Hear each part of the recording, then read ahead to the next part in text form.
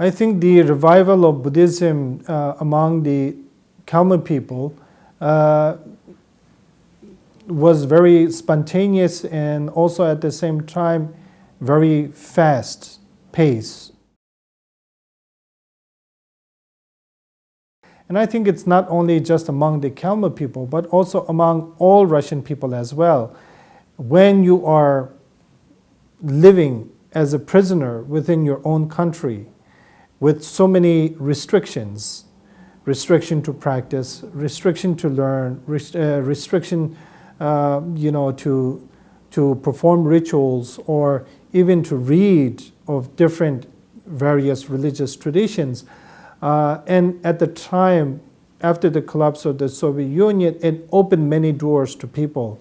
And that gave them an opportunity to explore not only about their own religious beliefs, but also of many other religious traditions as well.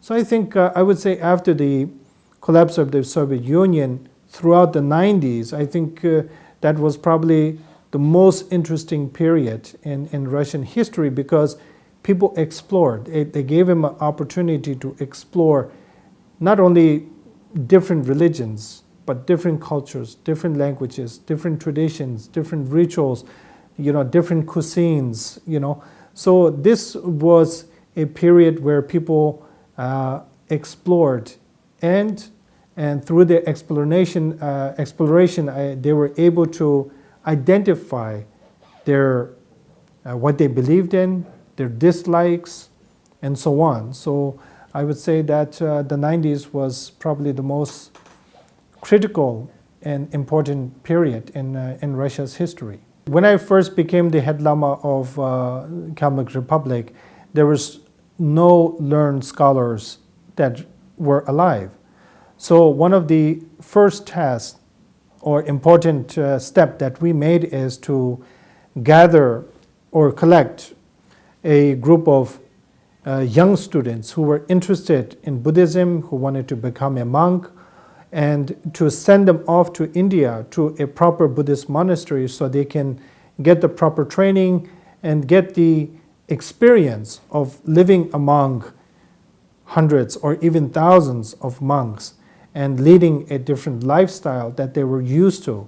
And over a period of time, once they completed their studies or a certain level of study, that they would be able to come back to Russia and take upon the responsibility of helping me reviving Buddhism, reintroducing Buddhism, and rebuilding Buddhism. And that has taken the place now. Today we are in 2018, and 28 years have already passed since the collapse of the Soviet Union. And I would say the progress has been successful to a certain point.